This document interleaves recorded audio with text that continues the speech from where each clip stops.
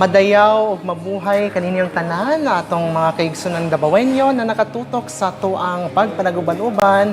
Mabuhay ug madayaw gikan dinhi sa Dakbayan sa Iligan. Maayong adlaw, mabuhay ug madayaw gikan sa Dakbayan sa Davao. Mayong adlaw, mabuhay ug madayaw gikan sa Dakbayan sa Davao. And we are here once again, but this is the year-end special of our one-on-one heart-to-heart interview here on the Kadangpan Digital Facebook page, YouTube channel, and the Kadangpan Digital Network Facebook page. 2025 is about to wrap up, but right before we say goodbye, let's all look back at the interviews that we have done in 2025, as this is the only program that I did without any script and also spontaneous questions that nobody asks for. So, check out right now for our year-end special of our one-on-one heart-to-heart interview. Hello po sa lahat ng viewers. This is Sir Carlo. Mabuhay ug madayaw. Thank you so much for inviting me here today. Mabuhay ug madayaw sa tanang mga Dabawenyo. I couldn't say no, so now I'm here. Again, it wasn't really in my cards, sir. You know what? I'm already 25. Yes, of course. I have so many memories there. Emotions and, oh my God, it's brown out. Uy, brown out. Wala na. Wrong timing eh. Balik ka. Tapos nag-interview pag yung kasama ko nga, wow, masisikat kayo ni sila na media dadto. You're always solo flight and I cannot imagine doing those things, no? You're so doing those things.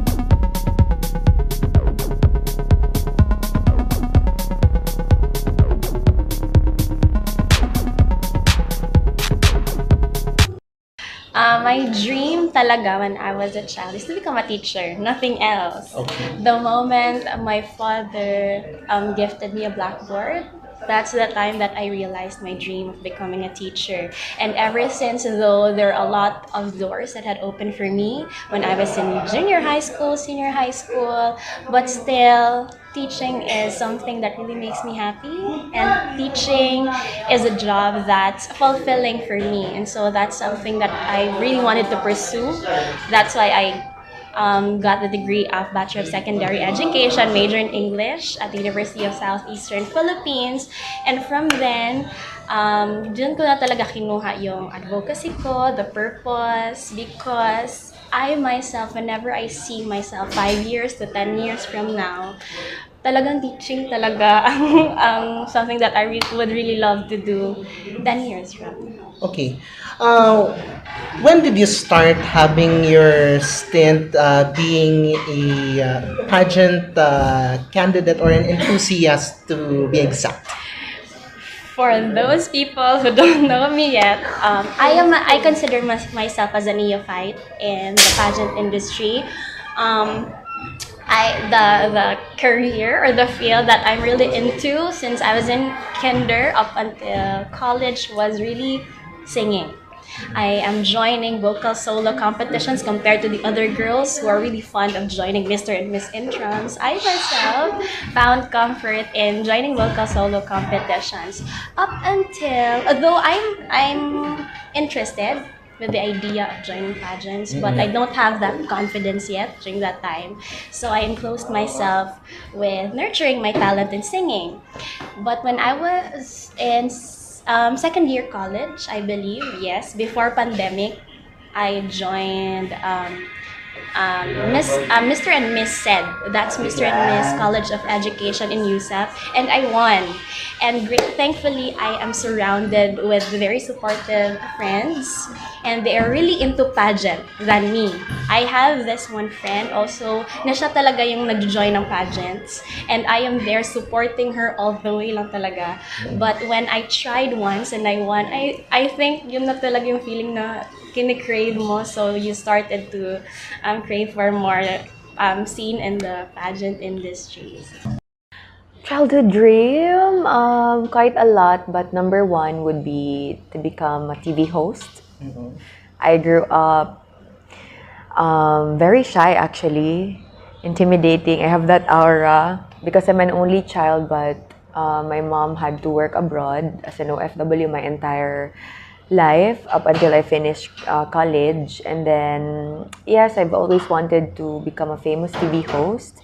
That's why I entered into pageantry because, it's kind of a bridge when you're a beauty queen and you have a talent. It's easier for you to go into the entertainment industry. That was the plan. But, life happened.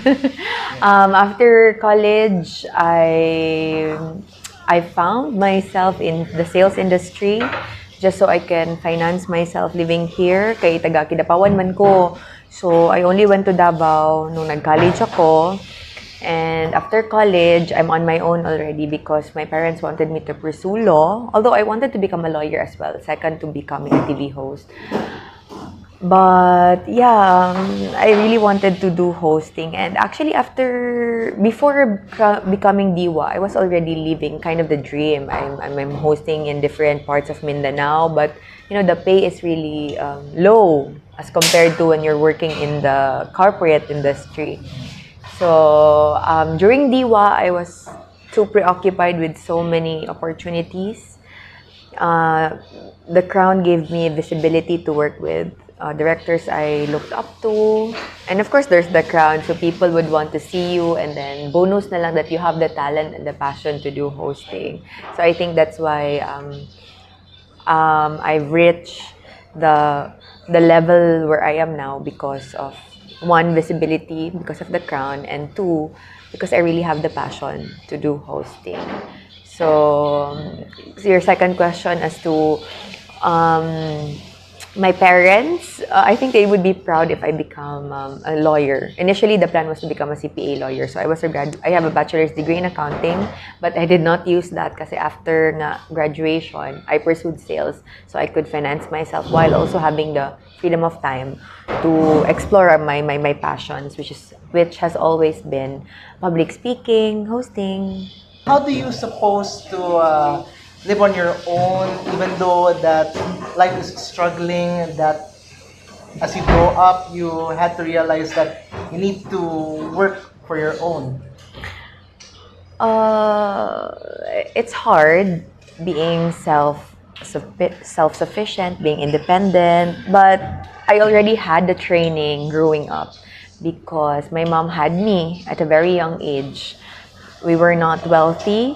I may be an only child, but I grew up having so many parents, my titas, my titos, and my lola as well, who raised me. And so the expectations were really high. I'm a people pleaser. I think that's the byproduct of being raised with not by your biological parents. So my mom is an OFW, my father is a farmer, and my lola housewife. My titas farmer, my teacher, ganon. So it was really hard, but it's much harder to get stuck doing things that you do not love. So when I entered the sales industry, initially it was just to provide a living. So I got stuck doing that. That's why late ako pumasok sa pageantry here. My first exposure was Mutya ng Buhangin in 2019.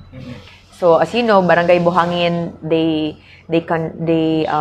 produce such magnificent, high caliber pageant in the entire city of Davao before Mutya ng Davao. I mean, Mutya ng Davao, and then there's Mutya ng Buhangin.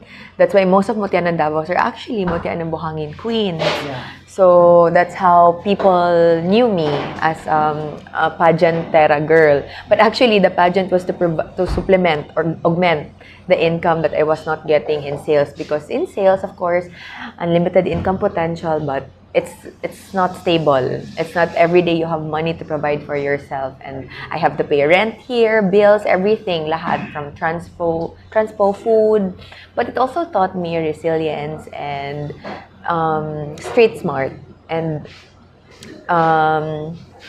what do you call that? Street smart, resilience, and of course wise as well in handling money.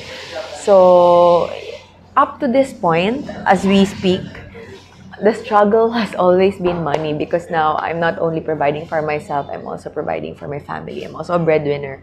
So it's hard. And as women, we were imposed with a biological clock. That's why I stopped law school. After I won Mutya ng Buhangin, then there's pandemic. I stopped law school and then I transitioned to a different industry, but still sales. So direct sales to insurance. And then I made sure naman in every decision that I do, I have to like bloom where I was planted. So I met so many people, and then eventually your passion or your dreams has a way of calling you back. Because people would want to see you, and then you would want to give it a try. So 2023 was kind of heartbreaking year for me in pageantry. That was the Ria's time. I was also a top 15 finisher for the second time. So it was hard because I gave it my all. And then after that, I said, if I'm not happy with the workplace, after pageantry, I'm just gonna go all in to cementing myself in the hosting industry. So I started with very little pay, just enough to cover transpo, makeup, outfit. But I found myself smiling every day, and up until in such a short period of time, people would really recognize that you have the skill. And then one thing led to another, and now I'm here. I've worked with all the directors I want to work with, not just once, for so many times. That's how I know that I'm doing a good job. I know, diba, it's kind of like, okay, my parents set me to be a lawyer, actually, since I was a child. But when I was a child, I wanted to be different. I wanted to be a cashier kasi palagi ko sila makita sa mall, sa grocery, and I think it's an honorable job to be there. Kapoy magtindog for a whole day, even day to night. Pero for me, kay handling money or like entertaining other people and being a part of the service industry is something that I really wanted to be in before when I was a child. So, yeah. Yeah. Pero why does, as you grow up, na-change course na ang imuhang dream job na imuhang gusto nimo makabot? Oo. So as I grew up, I just also wanted to be aligned with my parents din na what they want for me is what's the best for me. So that is something I kept in mind when I was growing up. So during that time na nag-cashier ako huna-huna, pag-abot na ko og elementary, is it okay ba mag-Bisaya? Pwede ra. So pagdating ko ng elementary, I shifted actually to being a doctor. I wanted to be a lawyer. I wanted to be so many things until I came to the conclusion that I wanted to be a media person like you. Yes. So I also took up mass communication in college. And then after graduating naman sa college, nag-shift na ako to becoming a lawyer because nakuha ko naman, naka-internship na ako with a lot of media outlets here in Davao. And then I realized na maybe it's time for me to follow my parents' dreams so that they would see me naman in the dream that they want me to be in. And that's to become a lawyer. Wow. Interesting, Bea, because maybe through the years that you have been doing several jobs, but still, you have given the ample time to fulfill the wish of your parents. Anyway, I am intrigued about entering into the pageant. Also, gusto na akong may balaan. When did you start nga ni sulod sa pagrampa sa mga pageants? Okay. So, the story is... Dagan kay story, no? Yes. Alright. So, when I was a child, taga-Catalunan pequeño jud mi, Yes. sir, before Barangay 19B. Okay. So, nag-relocate lang mi sa downtown kay mas duol sa mga workplace, sa school. But when I was a child, niapil ko og Little Miss Wellspring Village sa Catalunan pequeño. And that was my very first pageant.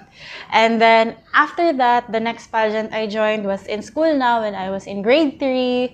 And then the next was in high school. But those pageants were like, I had zero training din before. So, nag-join lang jud ko because plus points, because gipa-apil ko kay cute. But then, So, it was a long hiatus from high school. Isa lang pud ka pageant akong naapilan in high school, and that was a school-wide pageant. And then, after Ana, nag-law school ko, it really wasn't in the cards for me to join a pageant. In 2024, I joined Butya ng Davao 2024 edition with Hana, Yes. Mutya Hana. And that was my very first real pageant. But still, zero training and all. So I just, I think the plan there was to experience lang. The screening lang talaga, sir. Pero sawa ng Diyos, nakapasok tayo sa top 30 candidates. And that's where my pageantry story started. After Mutya ng Davao, sunod-sunod na, we went to Mutya ng Buhangin, Mutya ng Davao del Sur. I even reached Surigao del Norte, the end of Mindanao, Claver. And I also reached nationals. And that's all because of the grace of God. Yeah. No, I consider myself as someone who can multitask very well. Mm-hmm. Also, not to brag, but I'm quite an achiever ever since. When I was in college, it's not new to me to juggle a lot of things because when I was in college, aside from being a student, I am also a student leader. I am also a vocal solo artist. I am the voice behind the 3 official soundtracks of University of Southeastern Philippines. I join pageants. I also have a part-time job to support my wants on the side. And at the same time, I am the host or sometimes the artist who do the intermission number in a lot of school events. I am one of the student ambassadors as well of the university. So I do quite a lot of things. And from then, hindi na bago sa akin when I won Mutya ng Davao, and there are a lot of events aside from my job. So hindi na siya bago sa akin to juggle a lot of things because I'm used to it when I was still studying in college. Okay. Whom you consider as an inspiration to your journey that has been and will always be in your heart, even way beyond your title? There are a lot, of course. First, my parents. Okay. Yes, they're my main support system. My relatives, everyone. They have been so supportive ever since. And next is my team. Shout out to all Team Stellar out there. Yes, to Kuya Rodney, Kuya Lucky, because if you guys didn't know, they are the ones who believed in me, who believed in my potential in the pageant industry. And they, at some point, they nagpahinga muna sila sa pageant scene. But when they came back, I was their first baby. And there's so much pressure. Tapos wala pa dyan nakadaog sa first pageant. But they still chose to believe in me. And here I am right now. Next naman, if it's a queen, yes, an inspiration as a queen. First, if it's someone famous talaga, it will be Catriona Gray, of course. We share the same advocacy naman towards children. And if it's just in the locality, that will be Mutya Reina Kobayashi, if you know her. Yes. During my pageant journey, she was one of my Q&A coach. Yeah. And I've learned a lot from her experiences, and that's why she's one of my inspirations entering Mutya ng Davao. Okay. Are there any plans for you? Maybe a heart-to-heart question, which I wanted to ask. Is there a plan for you that you will join a bigger pageant such as the Miss Universe or Miss Grand? Wow. Let's hope and pray for that. Though I don't close my doors yet. I'm still open about it. But if I will get a good amount of support, why not? But if not, it's really a risk that I will take in the near future, but I'm open about it. I cannot give you a yes or no answer yet. Okay. I'm not quite sure what will happen in the near future, but I'm open right now.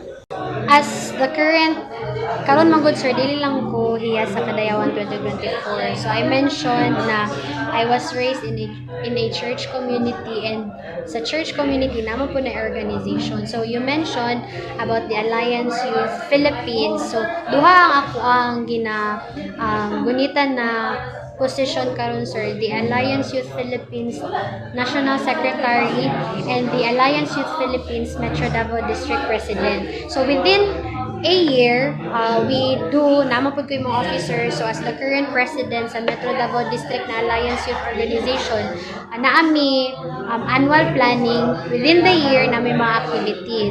So, ang pinakadako na mo na activity at the end of the year, during December, is the annual youth camp. So, that's, I think, 2 to 3 day camp. Tapos na may mga activities and tanan mga Alliance Youth sa Metro Davao, diri sa Davao, magkahiusa. So, naadira na yung mga lectures, na yung mga speakers, na may gina-invite na speaker, na yung mga activities to strengthen their bond. Katong mga young people is magkaroon of friends and makabuild up of connection. And most especially, we want to share to them the goodness of God, kung kinsa si God sa ilang kinabuhi. And through that, mabuild ilahang friendship and connection na ala dili lang day sila nag-inusara, dili lang day sila lang alliance na youth sa ilang church, but na po yung mga alliance youth maskin asa na parte diri sa Metro Davao. And kana siya sir, once we do an activity, we rest assured na after sa event, katong mga pastors, kaya naman may mga pastors and youth pastors or youth workers na mo follow up sa mga young people on their individual churches, on their respective churches. So kato, kami sa organization, ako as the president, we just implement activities to strengthen their spiritual life and katong panguli na sa mga balay sa matag usa ka simbahanan ang katong mga pastors na na-assign nato ng mga church sila na ang follow up and dito na masulod to yung moingon sir na kanang mag-strengthen one another na dito na mahitabo sa mga sir ginatawag naman siya na small group or cell group na naay mga small circle of friends within the church na dira nimo ma-sharean sa imong problem and maka-encourage mo one another in any aspect, may it be mental health, may it be physical, may it be emotional, and na yung mga mag-guide sa imo, especially sa among mga pastors and youth workers na mo yung nag-encourage sa mga young people. Wala pa sa imong hunahuna nga mosalmot ka sa mga pageant. Aside kay na naman tong hiya sa kadayawan, but wala ba sa imong heart nga mosulod ka og mga pageant yun? Sa karon wala pa sir. I want to focus do kay murag sa ako na mention no dagan kay kung mga responsibilities as of the moment. Gusto lang sana ko kanang ma-serve na ko akong purpose nganong naabot ko ani na journey nganong gihatag ni Lord or ni Manama or ni Allah sa ako na responsibility. Kana dagan pa kay ko mahuman akong hiyas by August, mahuman ako ang MTD presidency by December, mahuman akong national secretary na position by next year. So kana lang sa sir, focus lang sa ako sa karon and kana daghan mag nagapangutan na sa ko ana actually kung pwede ba akong mutian ng Davao tapos national pageant. Sa karon wala pa siya sa ako ang una-una. And kato, I want to serve my purpose sa as of the moment. Kung sa ko gibuta. Okay. Let's open up this one. With the what's your first impression when you saw me asking a question to Hannah Mage, heart to heart? How do you suddenly hear my question to Hannah Mage of being, of course, stating the obvious, the only plus size candidate that time when I attended the Akasha press briefing for the 30 candidates of Mutya? My first impression of you? Yes. Kind of like the same with everybody else in the media industry. Okay. That you were there to do your job. You were there to get to know all of us, get to know our personalities. And I think that for most people, you, belonging in the media industry, you'd really go for someone whose story was obvious. So, I'm just okay. Yes. Joining beauty pageant, of course, showing up to all the activities planned or set for ahead of us, I was juggling showing up and then showing up for myself to survive. Because behind closed doors, I'm still Jan Marine. I mean, this is just a phase that's eventually gonna lead me to wherever God will put me. So when you were like, after us sitting there, 30 of us, you were throwing questions to whoever. After that, I'm just gonna be here. If they ask me a question, I will answer. If they won't, better I will go home, do some errands like laundry my clothes, clean my room, and then show up for work. Because pursuing a dream and then surviving, doing that simultaneously together, that's what's keeping me preoccupied, and that's not something that's visible. 'Di ba? When you meet someone, for me, I just stay on my lane and then stay focused on the long game. Like, where am I headed? Where do I want to go? Because I have sacrificed so much to be here, and I'm close to becoming a TV host. Actually, I got offers, but right now, yun, during Diwa, diba, you cannot retire, cannot leave Davao. You have so many responsibilities. So I said na I was just gonna maximize all the opportunities. I cannot just leave selfishly to pursue another dream, because the city itself, the people, also believed in me that I will deliver what's set for me as Diwa. So that's it. So far naman, everything is okay in my life. Although there's still the struggles.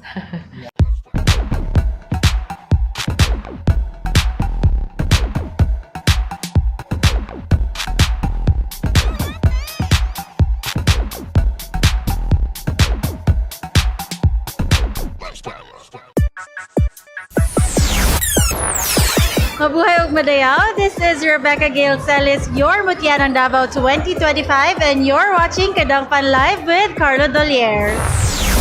Mabuhay ug madayaw. This is Dana Gabriel Taufa, your D1 ng Davao 2025, and you're watching Kadangpan Live with Carlo Dolier.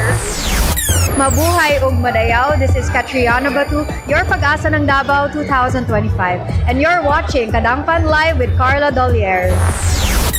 Sawadika, mabuhay ug madayaw. This is Angel Alicaba, your patnubay ng Davao 2025, and you're watching Kadangpan Live with Carlo Dolier.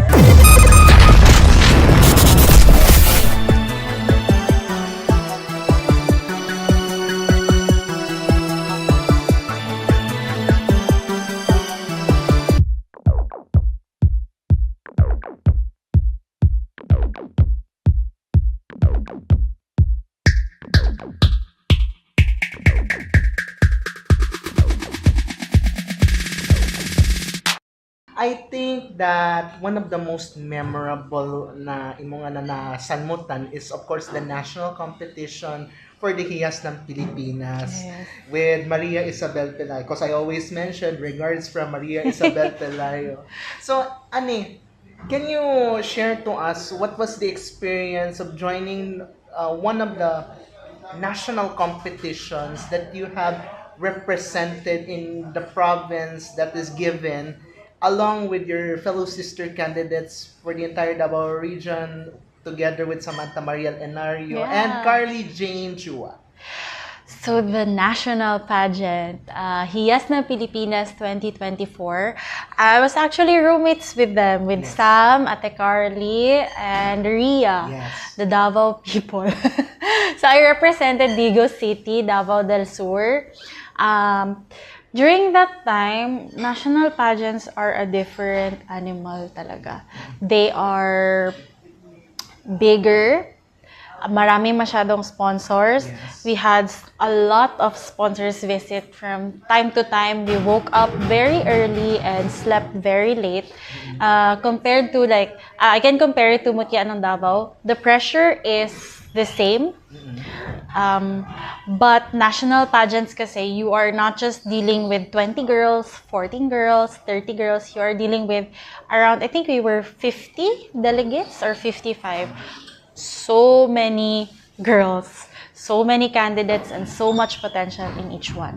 So you have to think of a way na syempre, you have to stand out. Pageantry is really about standing out, diba? So you have to stand out. But of course, na-adjoy mga blessed ni Lord. Yes. And maybe, yun nga, as can I quote Ate Jan Marie, Ate Mai, I watched her video before, and she said that pageantry is 50% skill and 50% faith. So, even if 50% ka sa imong skill, if it's not yet your time, it's not your time. So, during the time, it wasn't my time, pero I can tell that the experience is enriching.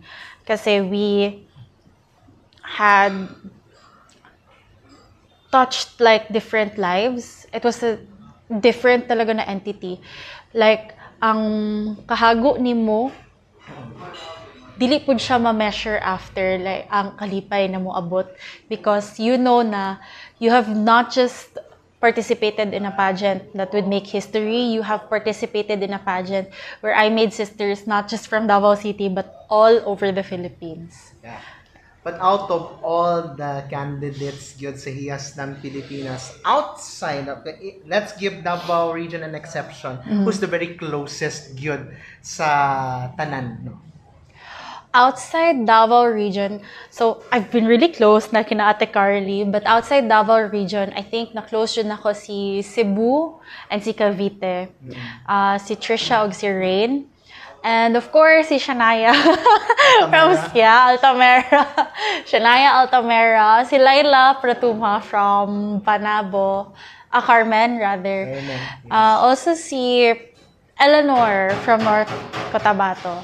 Kasi the first time na pumunta kami ng Hiyas, ang roommates talaga, nag-rent kami ng Airbnb. Ako, si Ate Megan from Mati City. We are teammates. Si Laila Pratuma and si Eleanor. Isang Airbnb kami. The first time na nag-fly kami ng Manila, sila ang kasabayan ko. So, parang na-build din ang bond namin. Sila ang na-close ko. And then, na-follow na din yung other girls na roommates ko din. So, sila kasi, yung roommates ko kasi ang always ko kasama. So, Were there sometimes language barriers o pag sanmot nimo with the nationals? yes, of course. So, the primary language that you have to speak is Tagalog. Although, Team Mindanao, murag half sa delegates kay Team Mindanao, may sumagkasinabtanay, may Bisaya, ang mga taga-Visayas pod. But, you still have to speak Tagalog kasi the people from Luzon will not understand. And, isip ko sa kabisaya, maglisod ko og Tagalog. Pagka tinapid atong dila, True. Yeah. So, lisod kayo siya, pero iraos naman. Good. At least para makasabot na ka, the next time you would visit Luzon or Manila, you will get to learn the language na baya. Especially non-Cebuano speaking. Anyway, was there a time nga murag na ay usa ka candidate na wa ka naganahan every time kung may competition, especially I don't know kung may situation nga halos they don't want to talk to you in such na ba? Oh, yeah. Of course, there would always be instances kasi you can't please everyone. Even if it's a short time lang, you expect na may sisterhood. Meron talagang people who have their eyes on the prize. And because of that, sometimes animosity grows. But it doesn't really matter to me kasi after the competition, everything goes back to normal. I experienced this in Hiyas na there is really, there are candidates who pag competition na talaga, game face talaga sila. You can't talk to them. Yeah. But after naman ng pageant, sisters na kayo ulit. So, how well does the support of the city government of Malaybalay under the leadership of Mayor Warren Pabillaran being at always na whenever na katong festivities sa Malaybalay na nahitabo and during your time? Oh, actually, Mayor is very supportive. The SP is very supportive. Like, even the people are very supportive. So, actually, most of the time, for the past few months, parati kami nakikita ni Mayor sa mga events. Because if I am there, he's going there as well, even though malayo. And Mayor is very busy, but he's, okay, I really admire his, hard work and time he puts into the, engagement sa mga barangay or sa mga activities. And just this month, I headed the project. I project chaired the Youth Leadership Excellence Award, and I invited him to be there to give a message to the awardees, leadership awardees, and he didn't hesitate at all. He just willingly yes to, be there, even though he has a busy schedule and prior commitments before our event. So, and also we have some sponsors, the SP, the councilors, city councilors, so they're very supportive with us, with the JCI Bukidnon Maraguay, the organization I'm affiliated with, and also the activities I engage into. A heart-to-heart question again. I just like to ask, was there in any point that you had in mind that you will join in a regional pageant or a bigger pageant like Miss Universe or Miss World or Miss Grand? You know what? I'm already 25. And, if opportunity knocks on my door, I will surely grab it. And I don't know if because they have a strict implementation of their height requirement. And, my height is not that, a standard beauty queen would have. So, but if, some opportunities will, knock on my door, I will surely grab it, sir, because I'm 25 and most of the pageants, except Miss Universe, have a limitation, I think 26, right? Or Wala yung age limit ba yung Miss Universe? yes, except for the Miss Universe, they don't have age limit, but from the other There is. pageant there is. So that's why if there's something na i-offer sa akin, I will go with it, and I will surely do my best to represent my city and also the people who believe in me. Yeah. Yes. Can you trace back to that time when you joined the NPEM 2023, of which Yes, I am of course. part I have of so it, many memories because there. So many memories I had. So, what is that experience na mo kang one of the contenders representing Iligan City? Yeah, I have so many core memories during my Miss Philippines Earth Mindanao time. I really have, I just couldn't say it all, but I have so many beautiful memories during my time. So I think one of the best memories that I've had as a Miss Philippines Earth Mindanao candidate is to embrace the culture and to really met the different aspects in Davao, the tourism, and to experience the delicacies. I think that's really something, because it does not only tell us what Davao is. It does not only tell us what northern Mindanao or what Mindanao has to offer, but it tells us that how rich we are as Mindanaonons, and how capable we are as Bisaya. And I think that's something powerful, because I do not only met the culture, but I also have the experience to hear more language, because dito na ako na-experience na other than Bisaya in Iligan, there are still words existing that Davaoenos speak that I am not familiar. And I think that's something, it's really beautiful to meet new culture and to learn new things. And one of the best is just the friendship that I've had with the girls. Yeah. Well, I hope in the next time that you will visit Davao, just let me know, and I Of will be your course. tour guide, because though with a very strict schedule at that time, then I was covering, still, you get to learn a lot. Of course. So Mr. For the Page here is always our go-to buddy during our Miss Philippines Earth time. Yeah. Not gonna deny that. Okay. There's there a time nga ang imong parents dili supportive. Mm, um, partly, yeah.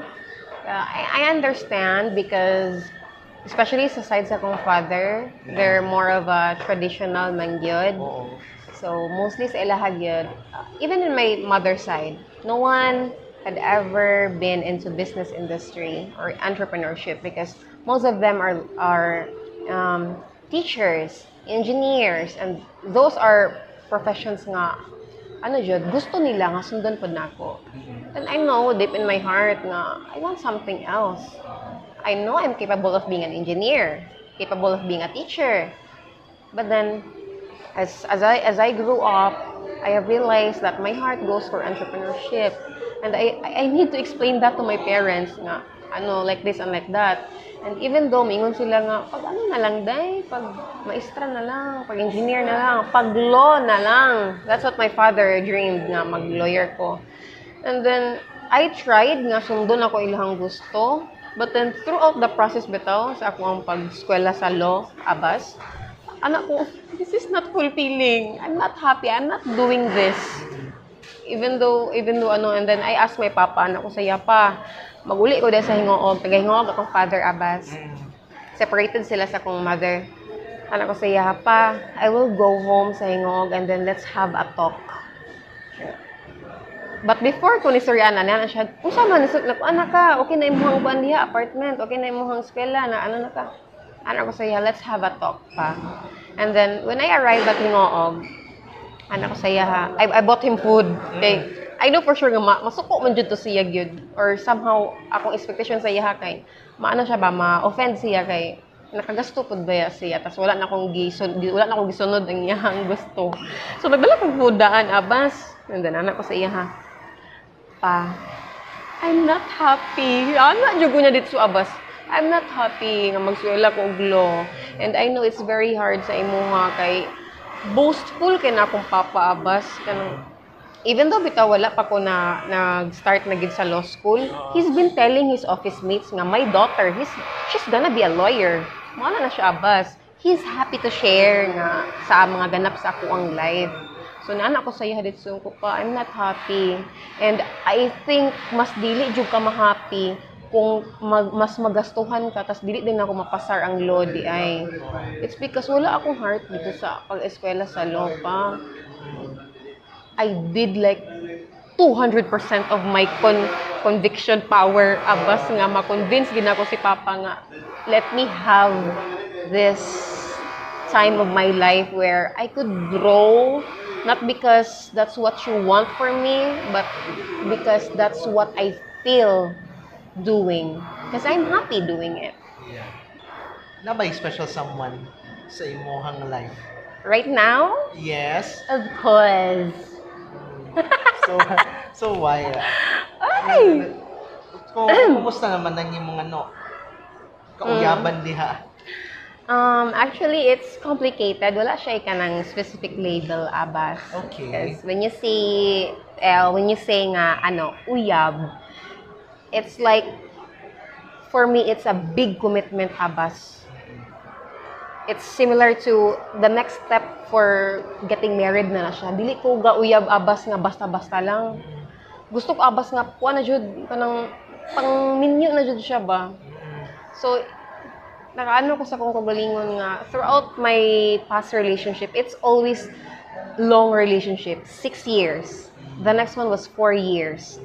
So I was never into playing yun sa But then karon wala na ko abas nga wala na ko siya gi-specify nga completely uyab na jud nako siya. I was taking time to know him because I don't want to spend another 6 years, another 4 years just for a waste. Diba? It's like assuming. Oh, hago na. So instead of being in a relationship, we're in a partnership. That's what I could label sa amo ang duha sa ako ang partner karon. Boyfriend if you call it. Yeah, so partnership si Abbas because my partner karon he's contributing so much sa ako ang growth mentally, spiritually. Grabe ka Diyos nun, Abbas. Makayon na dyan ko, I'm like the devil of this partnership sa mong duwa. Diyos nun ka siya, Abbas. And then, lately, I've been a fitness enthusiast. It's because of, through his guidance. He's also a fitness enthusiast man. He plays MMA, and so on and so forth. So, ito siya. Pero, was there a time nga marag kasurrender na ka at the time that basin na you mentioned na baya na you don't want to waste another lifetime of your day. It goes na dili mag-work ang inyong pagigana relasyon. I've been trying to shift my mind instead of thinking, Abbas nga, maybe this will not work, maybe this will not work. I shifted it that, what if I will enjoy the company now regardless of what will happen in the future? Because I know for sure nga today, I am happy being with him. And he's contributing into my life, I'm contributing to his life. So it's like focusing on the now instead of worrying for something that's not even happening yet. Okay. Yeah. Para klaro. Yeah. Napupuyo sa kapangatan pero di na lang kay ano, di pa na siya andam kung mag-settle down ba siya. Di na lang kung The answer is no. Di na lang kung matang. The answer is no. No, di na. Yan. No pa, Abbas, no. O sige. I know you don't want to talk about this pero kani during nabay instance na nagka-high school crush sa imuha. Ay, my high school crush? Kung nabay crush in your part. No holds barred ni ha. Actually, pero kadalasan sa mga na-crush kay dali urgent kayo siya. Like magka-crush lang ko siya kay, for example, kanang gamay ra kayo mong interaction.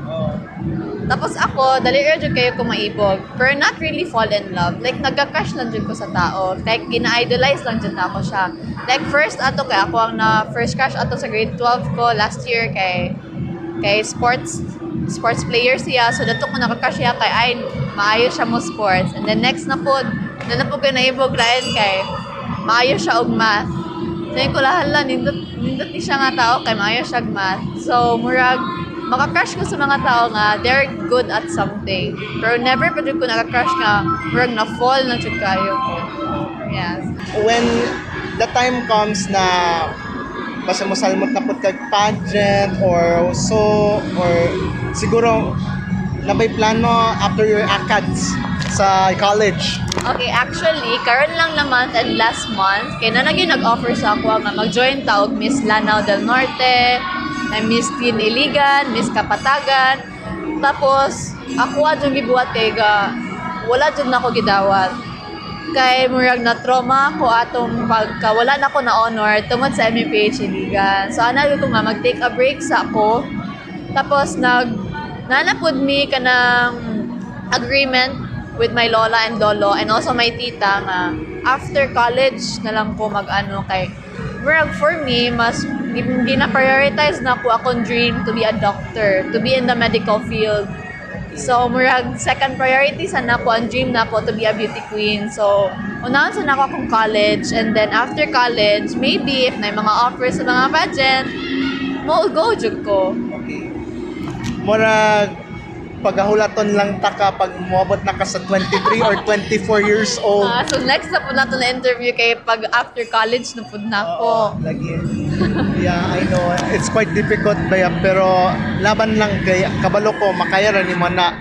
And Unta. Okay. Since you have been involved in the Ridge to Reap Incorporated for I want to ask how many years that you have been as a project manager, you've been involved in that organization, and what was that impact that has given to you looking at the core projects that they will plan? Actually, I've been with Ridge to Reap for 6 years now. It's my first work. Actually, it's our family business, no? So Ridge to Reef is both an environmental consultancy and a construction company. So it has been existing for 11 years now, and I've been working with them since I graduated college. So 6 years. So guess my age na lang. so so I worked as a project manager there, and it's really, I think I had, or I contributed a big impact not only to the company, no, but towards our clients, which are both government offices, the LGUs, NGAs, national government agencies, and the private sectors as well. Because what we do is we assist, no, give services, provide services to our clients for them to be able to become compliant with the policies, no, the environmental policies, the environmental laws that we have. Because as we all know, everyone, all of the offices, all of the businesses here are somehow accountable towards the environment, no, in terms of following, no, the mandates of the environmental laws. So I think that, of course, not all companies or businesses are capable of doing so. That's why we're here to help them, no, to help them become compliant and be able to contribute, no, to the management of their impacts towards the environment. So I think that with my technical capabilities, I was really able to somehow help, maybe directly or indirectly, our clients to become compliant and the environment in general. Yes. So in relation to that, I think that I would like to ask a very controversial question which had resonated that maybe the general public is aware of, but of course, Mother Nature has fact checked of what this shallow projects that had existed made by the contractors. But I don't know if it has observed, in your humble opinion, with many projects that, like, we call it substandard or did not had the completion of projects in every area. How do you feel that you have witnessed such in this unprecedented dilemma that happened? Yeah, I know. I have seen the controversies regarding the issues with the construction companies, no, that that were involved, the substandard infrastructures that were built, and it's very sad. It's very disheartening because these are government projects that came from the money of the taxpayers, which is tayo, no? And then I think we deserve better, no? We deserve better in terms of our facilities, because at the end of the day, we are the ones that will be utilizing these infrastructures. It is for us, and I think we Filipinos deserve the best services from our government, because at the end of the day, they are there to serve us, no? To guide us and to provide the best quality of services that we deserve, not only with the infrastructure aspect, but I think holistically, institutionally, environmentally, and so on. So I think that it is high time for us to be more aware of on how our government system really works, on where our taxes go, for us to be able to really stand on what is right. For example, right now, no, people are more aware of kung saan dapat mapunta yung taxes nila, and I'm so proud, no, that people are really standing for what is right. And I hope that whoever it is that is accountable for those bad doings, no, I think that it is high time for them to really inculcate in their minds that it's really a moral obligation for them to do what is right, not only for themselves, not only for the government, but of course to the Filipino people in general. If you would describe yourself in a song, what is it and what attracts that song to your personality and yourself? Well, I have two songs in mind. Okay. Yes, but if I will apply it in my current situation and to tell a story as well of my journey in Mutya ng Davao, that would be When You Believe by Whitney and Jennifer Hudson, if you know that one. I am not aware, but I would like you to sing a few lines. a few lines just so the sure. viewers know. Please do. Okay, I'm sure you're familiar with the song. There can be miracles when you believe. Though hope is real, it's hard to give Who knows what miracles you can achieve when you believe. Somehow you will believe. Wow, it's very nice. Thank you, Bo. Yeah. That's the song. I think that will tell a story of who I am and the journey that I've been through in Mutya ng Davao, because entering Mutya ng Davao is quite a challenge for me. What I've said a while ago, I am a neophyte in the industry. I have a lot of things to learn, yet I chose to believe in myself, in God, and to the people who believed in me as well. And so that song really resonates who I am and the story that I have. How well supportive your boyfriend is when you were doing your pageantry. My boyfriend? Yes. We were not in a relationship. We did not know each other when I was crowned. He actually have no interest in pageantry. Okay. Yes. He's very shy, as you can see. He's an athlete, by the way. So he had no background whatsoever about pageantry and all that. So when I was crowned, he was not in my life yet. Okay. It was like in the middle, months after. Yes, and since we were together naman, he's very supportive, like made my life easier. All aspects of my life was easier because of him. Now I have someone to ano ba, to run my errands if I'm busy working. Someone to drive me here and there, pick me up, because it's hard, di ba? Makitaan man nimo nagadala mig dako nga bag. And unlike my other fellow queen sisters who were passionate about makeup, me, it's unfortunate that I want hosting, that I want to work in the events industry, and I did not even know how to do my own makeup. So that's also one of the struggle, di ba? Kung mo-join kag beauty national pageant, dapat hawid ka mo makeup, kabalo na ka. So ako, I know the basic, and I'm grateful for all the sponsors that came with the crown, because at least I'm okay with going barefaced in public, unless it's, I need to host in a big stage. Makeup is a requirement. Okay. Do you have plans to settle down with your boyfriend if you get the chance?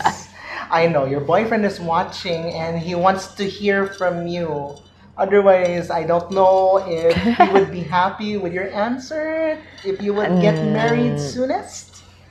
Not soonest, but we definitely we're talking about settling down in the future. We are just focusing all our energies now to establishing our individual careers, because marriage is a different arena. It's a different beast. You have to be ready holistically before you get into marrying someone. But definitely we see each other. We see ourselves with each other for the rest of our lives. Yes. Okay. But my relationship, we talk that we're not gonna be, public about it. We're private, both of us individually, and then when we got into the relationship, we're like private but not a secret. Okay. So he's very shy. Okay. Kumbaga low-key ra ba? Yes, low-key lang. Okay. How well supportive your boyfriend is? Because I don't know that maybe dili kayo siya showy, I suppose, pero how supportive your boyfriend is while you were doing your pageant journey? Yeah, so actually, he will gonna say something, directly to me. Like, sasali ka na naman, ganyan na naman. So, some negative points, but through his action, iba. Grabing support yung ginagawa niya. Actually, every time I will go to Barangay San Martin, he will be my driver. Even though he needs to wake up at 6, I need to wake up at 5. So, something like that. And he's very kasi, even though he do not say it in words, but through actions talaga. So, he will gonna, every time I feel hungry, after the practice, he will gonna buy food for me. So, something like that. And sometimes if he has time, because he's also very busy, he will gonna ask me some questions, and then they're gonna help me to, refine my answer. So something like that. So he's in every corner, in every aspect, he's there talaga. And I'm very happy that he says something directly to me. Ano yung mga negative na dapat kong baguhin, ano yung dapat na i-improve ko as a person. So there's no like, there's no anything na kina-cover up niya para ma-boost yung confidence ko. Sinasabi niya talaga yung totoo, kahit masakit sa part ko, but okay, that's the reality, and I want to be open up with that so that I can improve more. So that's it. I think you have said that you are a survivor of domestic abuse, but kani, what does this situation that happened to you had made you stronger in the long run, despite na ay mga instances na mga struggle, mga challenges in life through law school or kanang sa imuhang everyday life? What made me stronger? So I have mentioned also before that I actually survived an instance in my life. For 2 years, I was in an abusive relationship. And for those 2 years, I really thought that maybe I deserve this. It's a common thing for abused women. It's called the battered women syndrome, to think that being battered is something that we deserve, because it's a psychology thing na talaga. It happens in the mind. So overcoming such nuances and the stigma, of course, dili jud mawala ang stigma when you are battered. Especially ako, I really experienced this, sir. I'm a law student, and then I got into a situation na gituro sa amin nung first year. It's in the revised penal code, first year, yan ang criminal law. And then I found myself in a situation that I read in my books, in my case digests, in everywhere. So, nasabihan talaga ako na, how could you let this happen? You're a law student. You know better. So, there's a stigma. Yes. It's undeniable.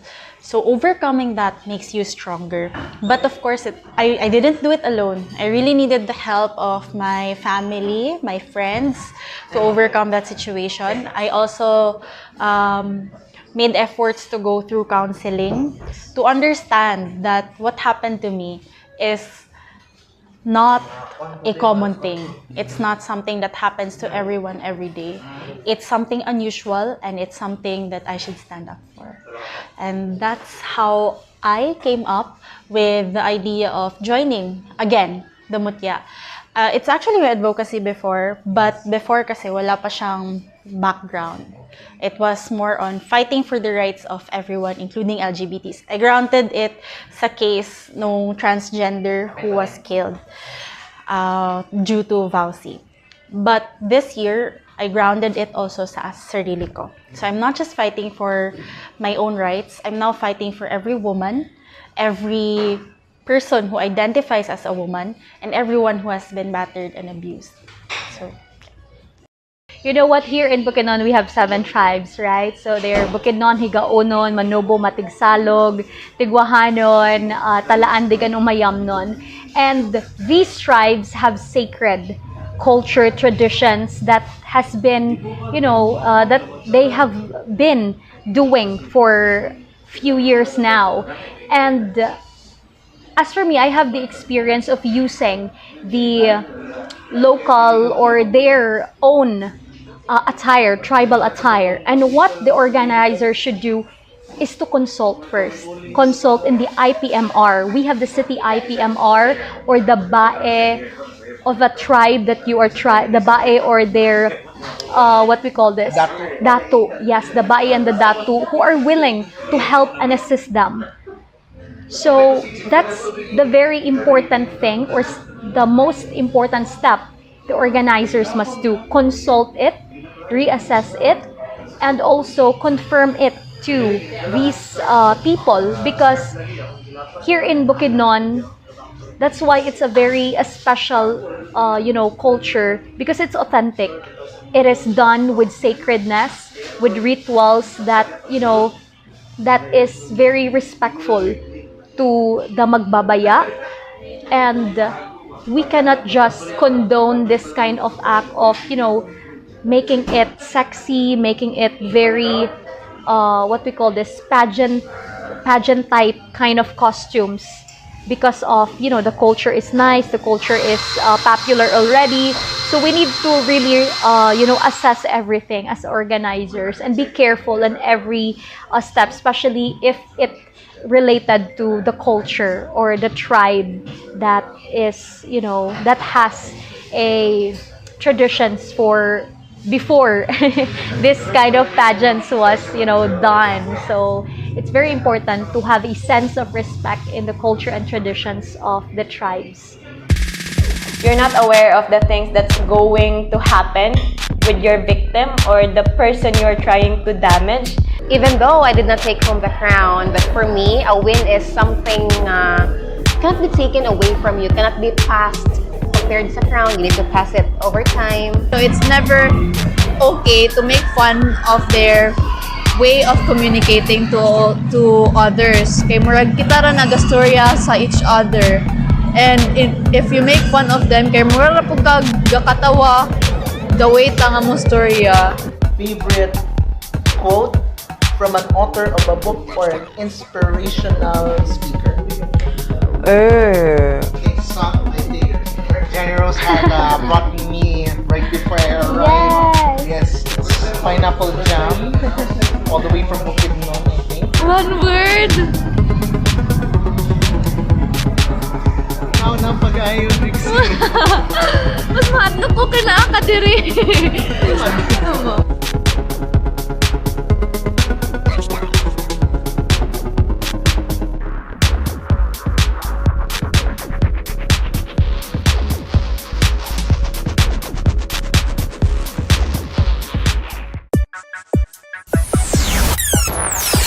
Hello everyone, good evening. I am Feliz Clarianthea Solomon Resantes from the Municipality of Sindangan, Province of Zamboanga del Norte.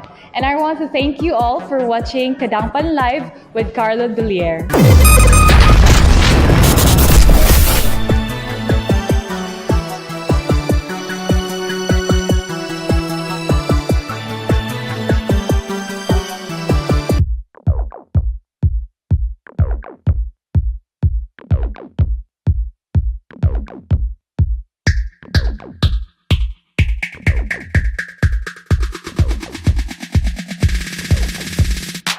This is very alarming and I also want to address this. So I have been posting an official statement regarding the issue. So I just want to clear it out again that these issues about me circulating online is never true and it's not true. It will never be given life because it never happened. And this is something that we should address right now, especially given the platform and especially that I also have the voice because I am a public image. I already had the platform and across many titles. So I think this is something that I can leverage given the platform of Kadangpan Digital Live. So I think that we should give awareness about cyberbullying and especially spreading false information online. It's given that social media is very wide and it gives us the platform to do the things we think that is best for us, but it's also important that we should have the awareness on how to use it, because you might think that that's really important to say that think before you click. It really matters, and fact checking is very important before you do or you post things online, because you're not aware of the things that's going to happen with your victim or the person you're trying to damage. It really costs a lot, not just physically but emotionally. It could damage the victim mentally, and that's what I have been experiencing now, but I have been coping up because just what I've told earlier, I have my personal issues with regards to mental health issues. So yeah, it's when I was posted last May 25, 2025, it's really a wake-up call for me on how strong I became and how powerful the platform was given to me. Because people are trying to destroy you at all time. Maybe you're just a simple person, you may not be a public figure or not. There will always be people that continuously trying to drag you down. And not to the point that you're going to reach this extent na you damage people's reputation through spreading fake news. And I think it's very important that we should be media literate enough to educate ourselves on what we post and what we see online. And I think that given the platform of Digital Kadangpan Live, this is I want to spread the awareness that if you're using your social media platforms, be sure that you do fact checking, because it's important that we are informed with what's happening around us, especially the issues that we're going to believe or we're going to spread, because it's really important nowadays. Because I've also observed that people are believing ganito ganyan, whatever they see online, they believe it, and this is something alarming.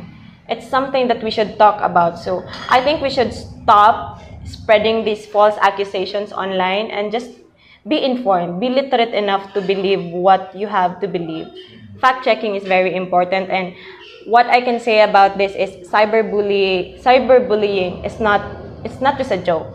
It's a serious offense, and people who is liable should really take the consequence. The time that you have joined a national competition, Yes, ng ng Pilipinas. Yes, but out of all ba yan, what the experience with meeting with your fellow sister candidates within the previous batch, 2023, kung masayo? Yeah. Oo. So what's the feeling at that time? It was a roller coaster of feelings. But one thing for sure is that I know that it's a win. Even though I did not take home the crown, but for me, a win is something cannot be taken away from you, cannot be passed. Compared to the crown, you need to pass it over time. But for me, I had a feeling the ugjupuan ni. It's because of the experience. Not everyone could join national pageants. Not everyone has the chance, opportunity to be on that stage, to be on that same experience that you have. Yes. And then after that pageant, sisterhood for me, the bond between me and the other candidates, it was prolonged. Until now, we're still friends. And that's a win for me. Actually, nami GC sa mga deaf here in Iligan, along with my dito, kaysa dyan ang head sa among organization. And then, always dyan ang nagasend ang ako ang dito. Kanamit ang mga videos nga ginamak ang mga deaf.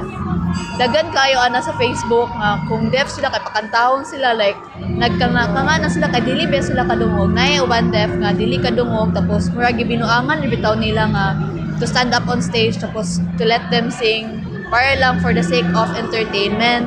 Muna ang kasukan sa dito kay dili gina siya maayo. It's never okay to make fun of people's disability. Tapos, for those iliganans and non-iliganans, I'm so sorry. Okay, I just want to let you know nga ang pag-sign language sa mga deaf people is something na murag atuang ginagamit sa atong everyday lives. Parehas karon gastorya ta, and that's how they communicate with each other using sign language. So it's never okay to make fun of their way of communicating to others. Kay murag kita ra nagastorya sa each other. And if you make fun of them, kay murag ra pud ka gakatawa the way ta nga mo storya. How well does the city government supported you throughout your reign, along with Hanamage Picho and the rest of the batch of the Butian ng Davao 2024? I think that the city government of Davao, binigyan naman talaga kami ng support all throughout our reign. Not just the exposures that we have during events and all of those things that we get from like the allowances and everything else. But aside from that, the opportunities they had opened for us. Most especially right now, I'm exploring the world of hosting. It's a great opportunity. That is a great support for me as well as someone who still explores in this career. So yeah, I think that's the amount of support. And I think naman from the city tourism, for me, we are given that much privilege to participate in event, most especially when there was Dual Davao Festival. Okay. For those who don't know, Hannah and I were the ones who sang the official theme song, which you commonly hear in airports. Yeah. So I think support na naman yan sa talent namin and everything. Yeah.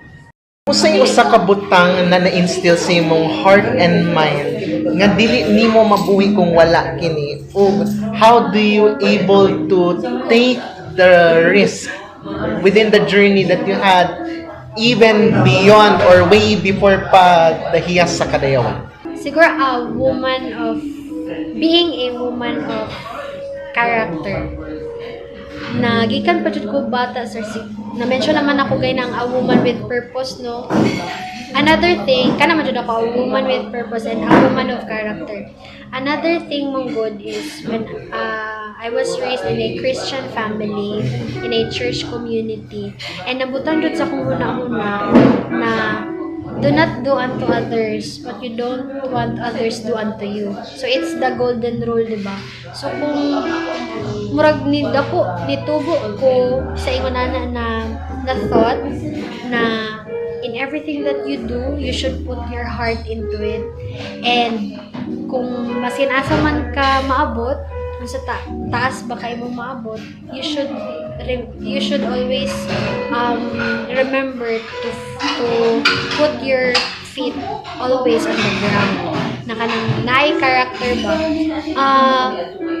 kay nagabilib pud ko sa katong giingon ni author ba na siya, si Zig Ziglar. Your altitude will always be determined by your attitude. So the higher the altitude, kung ang katason sa imong success sa life, your altitude will always be determined by your attitude. So dako ay lami kay siya sa feeling, sir, na kanang the people around you saw your journey from being nothing up until you became something or someone. So kanang tapos na discover nila banala, simple, normal lang man siya na woman sa una na naga-desire, like for example sa akong hiyas journey na naga-desire maghiyas, tapos time came na gi-allow ni Lord tanan, gi-orchestrate ni Lord tanan, tapos nahiyas jud ko, and they can witness banala, wala na usab ang character. So the character is still there, the purpose is still there. So one thing that gusto na ko always una-una that I cannot live without is really to have a good character.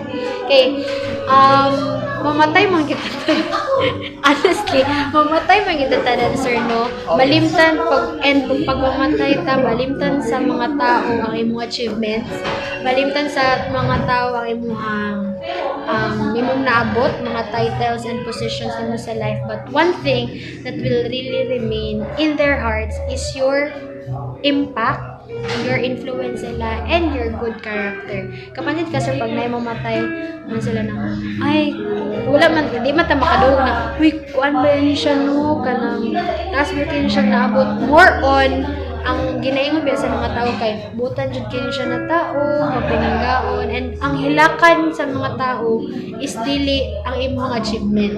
Ang hilakan nila is ang imong kamaayo, and mingawan sila sa character na naa ka anaen. So mo na akong tubag, sir, na character should always be my first priority in everything that I do. To whom maybe a host, an event organizer that is very close that you'd really like to work with? Oh, that's a very good question, and I cannot just name one person. Okay. I love working first with Derek Arnold Alvarez. and Stage 1 production. Not because he was the creative director when I was crowned, but because I joined a lot of pageants before Mutya already, Mutya ng Davao. So I already know Direk Arnold. I love his precision, his expertise. You know, the heart he put in every stage he set to organize. So that's one, Direk Arnold and Stage 1 production. I've also had the opportunity to work with Direk Wadab. Direk Wadab. What I love about Direk Wadab and PR event, we're like sisters lang. Sisters. And you know Direk Wadab, how bongga his events are. So, and they also really love me. They treat me truly as a queen. And I was there actually to work for them as a host. Direk Wadab, of course, Direk Tini. Direk Tini I met when I was crowned Mutya ng Buhangin. Of course, there's also A Million Dreams production. I call everyone, most of the directors kasi mami. So me, sir, sino pa ba? Who's my regulars? Of course, my family in Midsayap. Sila, Direk Dane de Boma. So, sino pa ba? Super dami na ako. Direk Tini. Of course, Stunning Events, I work with them twice already. These are regulars sa city of Davao. Overwhelming. Yes. Okay. Direk Will, we recently worked. Yes.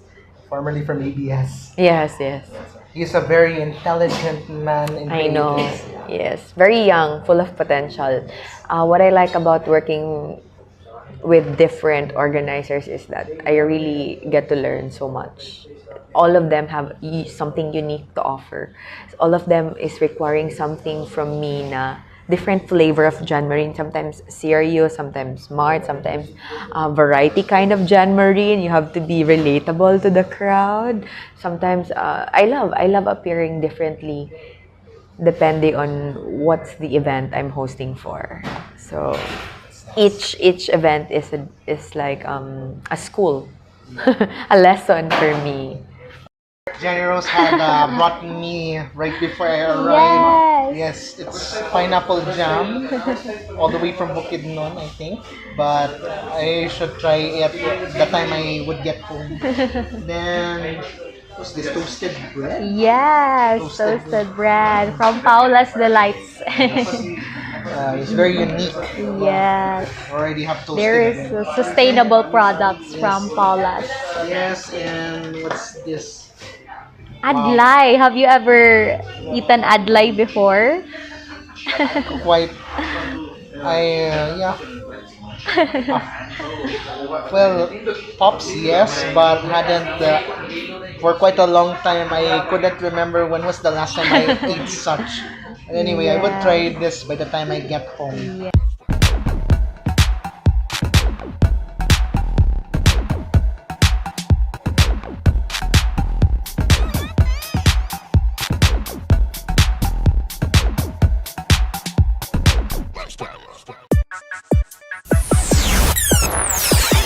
Hi everybody, my name is Alexa Rhoda and I am your Miss Earth Australia 2025 and we are here with Kadangpan Live with Carlo Delier.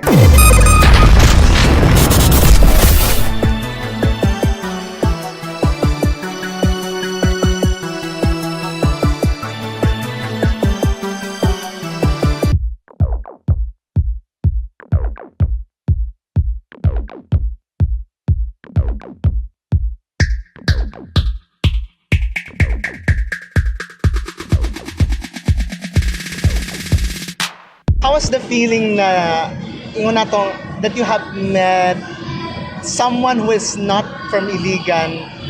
Dini pagyod sa first nimo nga public pageant, which is the Miss Universe Philippines Iligan na press presentation. Okay, actually, katong sa press presentation nato, di ba, nagka-question man ata ka sa ako, di ba? So, tapos, imong pag-introduce ato sa imong self kay I'm from Davao, nalayo ko tayo. Kaso ano mo, Wow! So natin ipag-invite ang MUPH Iligan Organization nga taga Lagyo.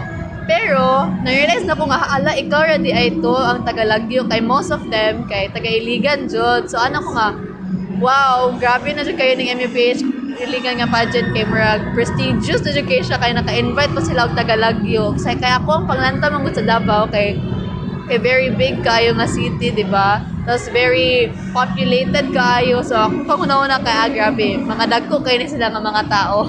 Tapos nag-interview pag yung kasama ko nga, wow, kasi sikat kayo ni sila nga media dadto. So, grabe kaya akong pag-view sa mga taga Davao.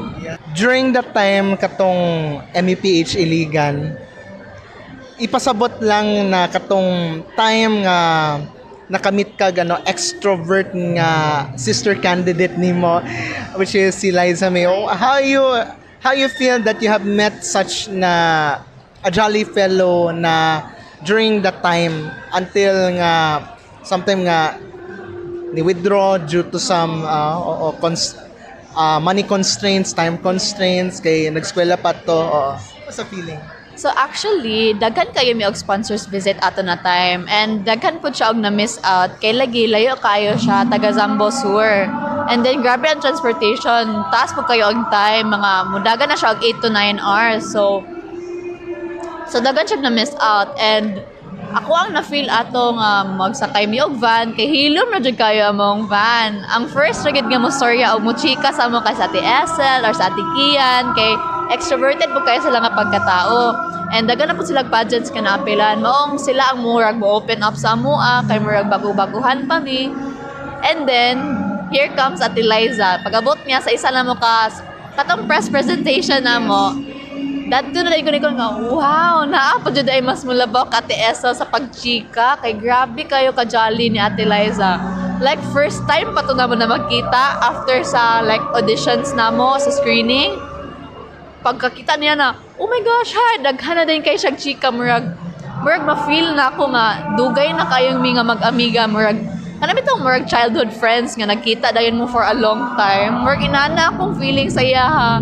Kay grabe kayo, dali ra kayo na comfortable sa iya ha, kay ihabit ang mga way of pagstorya, murag makapaminaw, bitaw ka like, ay, nana di ay. Kay as for me, kay shy jud kay ko timid, bahalag mapil pa kong mga pageants. Never jud ko nga naga-talk first sa isa ka tao. But sa Liza, murag makastorya po ko daghan. Basta siya ako ang kastorya. Kay inana siya nga tao, murag radiate siya og kindness, radiate siya og comfort, nga murag makastorya jud ka sa iya ha. The time na sa inyo ha, siyang nidool sa inyo ha. Ako is baliktad. Ako ni-approach sa iya ha.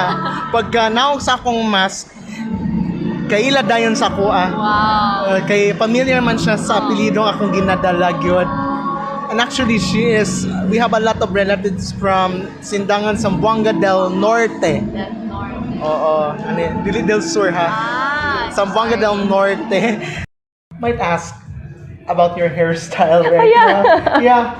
What I saw with your pictures, filmin man ka, short hair, pixie cut, but katong sa pictorial, nakawig ba to? Yes, nakawig yun. Ito something, fantasy lang yun ng fantasy yun ng aking glam team, no? I actually, I think it has been 3 years since I had my hair like this. To be honest, it was just experimental in the first place. I was just curious what I look like when my hair is short. And I was thinking na, if hindi siya bagay sa akin, then so be it. Tutubo lang man din ang hair, right? But when I had my first haircut, pixie haircut, I loved it because it matched my lifestyle. Because honestly, my hair is the least thing that I want to parang mind in my everyday life. I don't comb that much. I'm not like, the other people that they're very parang creative when it comes to their hair. So during that time, it was the haircut that matched my lifestyle. And after that, I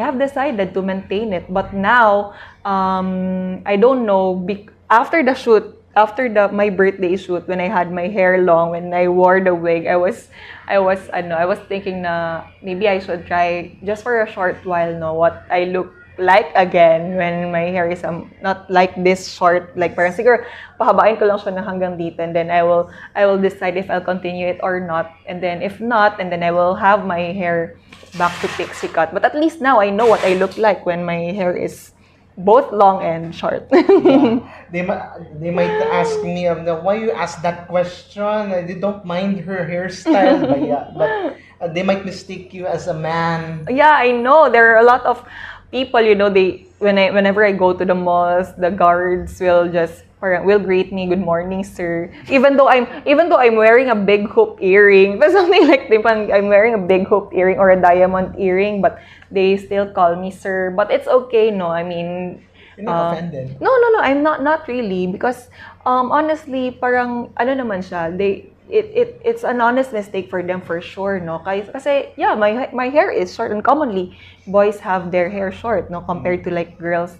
Commonly they haba yung hair, and then some people they asked me if I intentionally had my hair short just for mutya lang ba daw, for me to parang stand out or to be different. But I said no, because 3 years na itong buhok ko na short hair, so it has been a while, and I didn't intentionally just had my hair short just for mutya. So I'm really embodying this kind of look na ever since. Nice.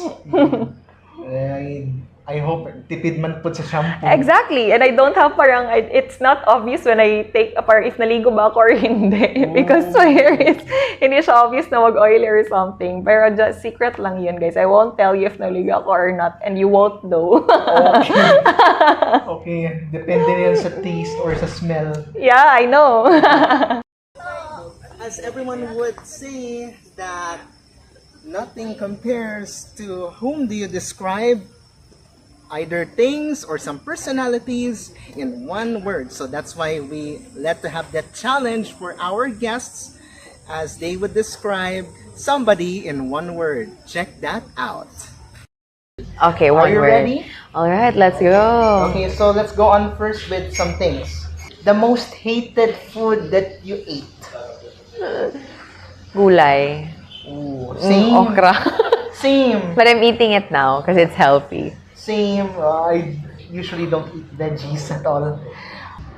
I have so many food that I don't eat, but I think one of the most is, I couldn't recall, but I do have food that I don't eat. What would it be? The kakani. I mean what do you call that? Latik or sapin-sapin? That, sapin-sapin. I just don't eat that one. I don't know. Everyone likes it. I'm Except sorry. you. Anyway, everyone likes it except you. But I just don't like it's lapot. Okay. Okay. Sorry. Hands down. Sorry, guys. I'm a proud Pinay, but I just don't feel it. Okay. Favorite sister candidate you'd like to bond again? Oh, definitely Duff Rose Kagan. I competed with her during my Miss Kamigin era. And then she's like the most versatile nga competitor na ako. She don't even treat me as a competitor. Okay. We were just like in Kamigin and then just enjoying the beach, and then planning for the future, that after pageant, Dai, let's go there, let's go. Until now, we have such great relationship. Hi, Max. If you're watching, I miss you so much. But there's a lot of other candidates pa nga I'd like to bond with. Christine Sarsalejo, our Miss Kuyamis 2023. So yeah, ito siya. Genre of music that is suitable to your taste. Oh, I think R&B. Always ko ganun listen ng mga R&B's ng mga songs. Na may uban na dili ganahan, kaya mura gano. Rascal kayo. Pero mo magod ang trend karon nowadays, and pag listen ko na ko ala ganahan kayo kumaminaw. On repeat na sa ako mga playlists. Quote from a author of a book. Quote. I think katong gi-answer na ko during sa Kadayawan. Kato ni Albert Sir, he once said na one of the purpose of the human life is to serve, to show compassion to others, and to have that will to help other people. The most embarrassing situation that you had felt? Oh, embarrassing. Oh, what?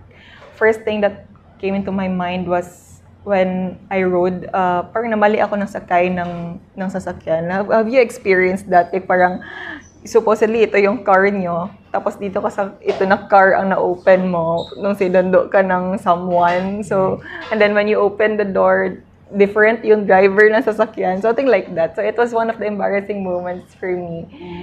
It happened when I was in college, but yun lang. I mean, yun ang first na nag-pop sa mind ko. But for sure, there were a lot of embarrassing moments that had happened to me. It's just that I have to think about it. Maybe later na may ma-remember ako. Okay. Most favorite flavor of your drink that you had in mind? Matcha. Wow. Ako, Healthy. yeah, I sometimes drink one, but merely.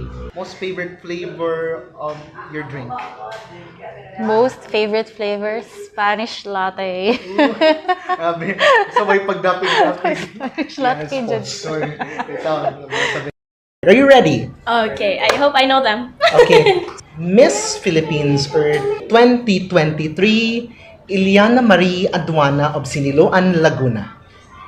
One word, that'd be glowing. Wow. Iliana Marie Aduana of Siniloan, Laguna. Oh, she's very sexy. I like her body a lot. Yeah. I saw her in person. Oh. Yeah. Really.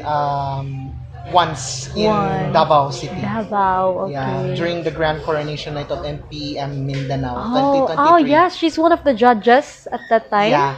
Shane Marie Awe. Shane, I would say she is... Ano ba? Think of one word. Hindi ko pa masyadong si Shane. Pero as what I can observe naman, she is very kind. Okay. Abigail Balili. Talented. As in, nindot siya sila. Kabalo man pag kumukanta gamay, pero pag sila na ganit mo kanta ni Hannah Murag. Layo ragit kay mi sa tinood. So, hi, Abigail. She's talented. Oo. Kaya na-describe ka niya as kind. Ako? Yes. As in? Oo. Hi, Gail.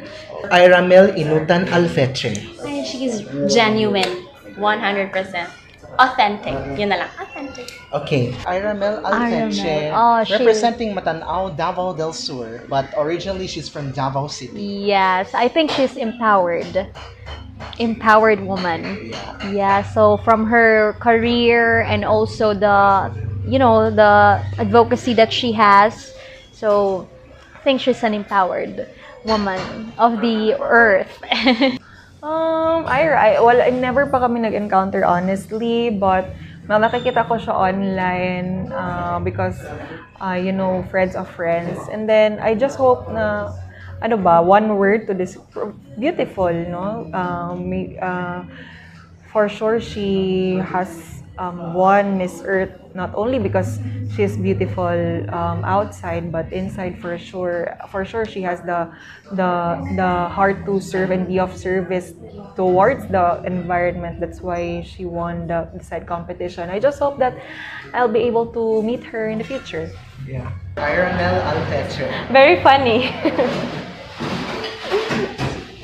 Because Ate Ira's, I have few moments with Ate Ira during Miss Philippines Earth, Mindanao, and whenever she goes, everywhere she goes, she's just giving this vibe, the energy that radiates with one another, and it's something that I also cherish during my Miss Philippines Earth, Mindanao, and I'd say that she really deserves the Miss Philippines Earth crown.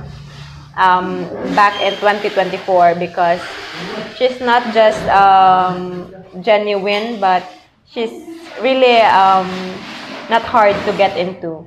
Drixie Erika Cador naman. Very brave. Very jolly. Well spoken. Yeah, that girl, I known her too because I've witnessed her first during Miss Tipanoy. I was one of the judge, and I witnessed Drixie, and the moment I listened to her preliminary answer interview, I was so amazed. I'd say, wow, this girl would really go far in the pageant industry. I know that her potential would really, give her the platform to inspire a lot more. And I know that one day Drixie will really conquer bigger stages, rather aside from the Miss Universe Philippines Iligan. Mitch Dimple Villaver Mabala. Inspirational. Mayor Sebastian Baste Duterte. I was the best. I'm thinking of the best word that will describe him. Better think of it. Yeah, I would say he is. I would say strong-willed. Yes. Mayor. Sorry, in my mind, kay cool. Very cool. Yeah. He's cool. Cool in some ways, because parang if you'll think about it, he's relatively young for a mayor, no. But as we can see, he is really parang trying also to be active, no, in our city. He's really trying to realize platforms that he has promised for the Dabaweños. Mutya ng Davao 2023, Maria Isabel Pelayo. One word. That would be determined. Yeah. Do I describe her in one word? Yes. Sassy. Wow. Isabel Pelayo is sassy. Rhea is a dreamer. Jennifer Ricardo Romero. Queen Mother. Some of the previous mutya had been tagged you as the Queen Mother because you've been doing exerted efforts being the OIC of the city tourism. Feel po that you have been tagged as... Oh, no. A Queen Mother, yeah. I am a mother, yes. And I'm so happy also to impart and to really elevate all the pageantries in our city. So, during the time that we also joined in the city tourism, this is the directive of our city mayor to put parang a platform for all pageantries. So, na-align na sad nato siya. In fact, ang araw ng Davao, that is where we highlight mutya ng Davao. Then for the Reyna ng Davao, we highlight it during Duaw ng Davao because that is one of the pillar for the Duaw. And of course, the Hiyas sa Kadayawan, we will be highlighting that one for in time for Kadayawan. So we're so happy na naanagid siya home sa atong festival, and that is what the perspective of the mayor na magkaroon siya og kanang segmentation sa atong activity. As a Queen Mother, yes, I am a queen and I'm a mother as well. Thank you. Thank you. Binibining Sindangan Kalikasan 2023, Liza May Vergara Ruiz. See, I know her. I know her favorite. I know his favorite is Liza. So Liza is, for me, she's empowered. Philippine Vice President Sara Zimmerman Duterte Carpio. Strong. Sara Duterte. Eagle. Sara Duterte. Brave. Sara Duterte. She's also very brave. Yeah. She's a brave woman. Sara Duterte. Oh, my favorite woman right now. Vice President Sara Duterte for me is an icon. Sara Duterte. Strong, of course. We have seen that there are a lot of things, no, that she has experienced, maybe personally and politically, during his term, no. And I know that being not only being a vice president, to be specific, but being a leader, no, a government official in general here in the Philippines is for sure challenging. And I know that not only her for sure, but all of the government officials are really trying, no, to do for them to be able to give their best, no, to serve the Filipino people. So to our OVP, I salute her for really trying to give her all to suffice the needed responsibilities that is obliged from her office. Sara Duterte. Oh my God, so strong.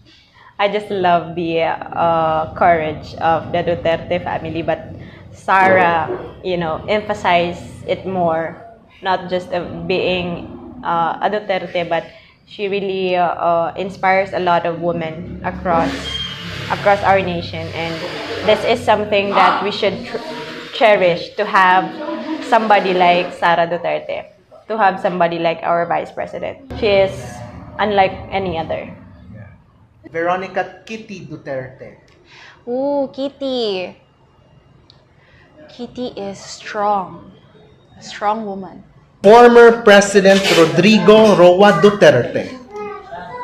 I would say impactful. Yun na lang. Alam dong former President Rodrigo Roa Duterte. Father. Papa jud siya sa not just to Davao City no, but to the Philippines as a whole. Up until now, maski dili na siya president, pag makita siya makita ni mo yung mga video sa social media na Papa jud kay siya Cora, and thank you former president for showing us your father-like na service to the whole Filipino people. Former President Rodrigo Roa Duterte. An icon. Rodrigo Roa Duterte. The father of the city and of the Philippines. Former President Rodrigo Roa Duterte. And I think I could describe him as a father. Yes. Rodrigo Roa Duterte. Oh my God, unbreakable. It's undoubtable. Yeah, he's really unbreakable. Undescribable. He's like everything. The best leader, the best president, tatay, the best tatay. Like, you could never have a leader that would risk his own life just for the safety and the betterness of others, the country as a whole. Never. He's selfless. That's the word, Abba. Selfless. Rodrigo Roa Duterte. Ang tatay. Iconic, maybe. I can say iconic because, of course, he was one of the. He was one of the people that Davaoenos are very inspired of. And then, of course, he became the former president of the Philippines, and hindi yun basta-basta, no? And then, later on, with the things that has happening, for sure, it has stirred a lot of emotions from the Davaoen, not only from the Davaoenos, but from the Filipinos that are supporting him. So you cannot imagine such big support na kaya palang gawin ng ating mga kababayan once they are really parang supporting one of the iconic people here in our country. Everyone makes mistakes, but it's nothing that I'm proud of, but the show must really go on. There are some unavoidable circumstances that we cannot control. It's beyond our control, but of course, we will not waste the momentum to see some uncertain moments that is caught on camera. Let's watch this. It's either a learning, a wisdom, an experience. You get to share emotions and, oh my God, it's brown out. Uy, na-brown out. Parang timing ba yun? Balik na. Sige. Galit na lang neighbor. So, go on. It's unexpected. It's not in our control. It's the management's control. Yeah. The most hated food that you ate? Oh my gosh, I don't know. Scallops. Oh my gosh. Miss Universe 2015, Pia Alonso, words back. Inspirational.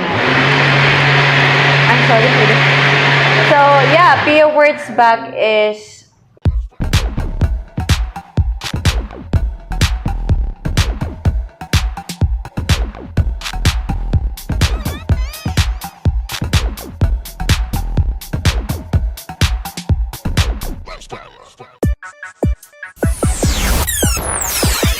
Hi everyone, this is Blessy Abigail Pico Maingting, your Miss Philippines Earth Mindanao 2024 runner-up and your reigning Miss Valencia 2025.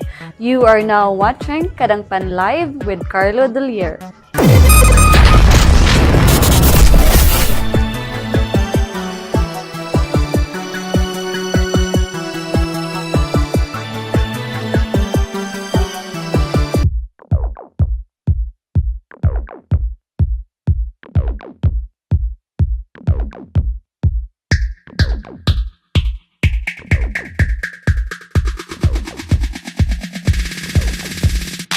Hannah Mage Picho.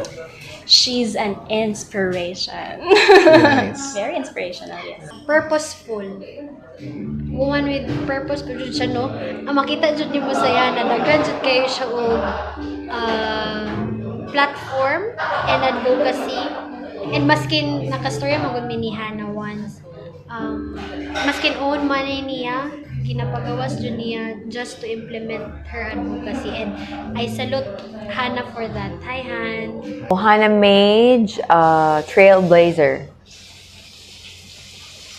She's on fire when it comes to her passions and purpose in life. So, go. She is, I could describe her as maybe the word heart. A person with a heart, a big heart to, to empower others and inspire others. Especially despite of, what other people think about her. So yeah, she's a queen with a, genuine and real, a heart for the people of Davao. Hannah Mage Picho. Oh, I think I haven't known her that much.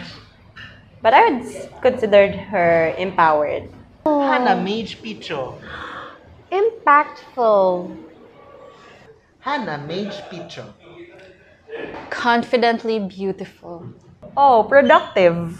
She has been very productive, no, in terms of realizing her causes, especially during her reign, and especially now she has been very active in her field as well. She's very into to supporting, no, the welfare of the Filipino being involved to activities that are really pushing forward, no, what is morally upright for not only for the government but for the people. So I love that for her. I love that she was able to find her niche, no, and be able to really pour her heart out to that. Fredelma Nova Tinasas Corporal. Fierce. But playful. Wow. Fredelma Nova Tinasas Corporal. Energetic. Sister, sa ba tama na term? Kanang rag sister feels kay nako siya. Pag kastorya na ko si Nova, hi Nov. Mura dyan daw siya banghod and I'm so, na lang, comfortable ko sa iya na person. Loud personality. Yuan Preglo. Beautiful. I think we can't argue with that. Yes. She's really beautiful. Si Yuan, super pretty. Walay, Kanang naka-makeup na mitanan pero siya wala siya makeup. Guwapa dyan sa daan. Okay. Hi, you. walay mag-argue, walay Yes. maglalisan. As in, super pretty. Parang Barbie. Barbie. Ano na lang, sige, Barbie. Okay. Oh, gorgeous. face card never declines. You know, there was I think it was the press con of Mutya ng Davao. We were all glammed up. Then she came late without makeup, but she still looks gorgeous, no? In Bisaya pa parang gipartidahan niya kami. Very pretty, no? Very pretty. And she's still young. And you know, she's always trending whenever it's Kadayawan, no? Because she's the mother majorette of their marching band. Yeah, and then she's very pretty. She's very Another beautiful Russian. Another ring light bearer. Like Joanna Franken. Maria Atisa Manalo. Oh my gosh, Barbie! Kaya first time pala dyan ako maglata siya. Gwapa dyan kayo siya, Barbie. Dahil kaya siya lantawan. Barbie. She's a Barbie. Jossa. They say Jossa, no? She's a walking Barbie doll. I haven't seen her in person, but looking to her pictures online, she's very gorgeous. Kadangpan Carlo Dolier. Describe me in one word. Ball of sunshine. You're oozing with so much energy. I don't know how you do it. Going around Davao City and out of Davao City, still carrying the same energy, oozing with so much personality. That's rare. So I hope you keep that. And get to know as many people as you can and share their stories with your platform. And I really wish that you're well, you're safe, you're still passionate many years down the road, because the younger generation will really learn so much from you, from us, from you, your personality, because there's so much noise, distractions, diba? Unfortunate instances that are beyond our control, but you still have the same ball of sunshine kind of energy from the first day that I met you. So keep that up. I'll take it personally. Oh! Do you want one word or one lengthy paragraph? Because It's up to you if you wanted one full paragraph. wow. Sir Carlo is a source of truth.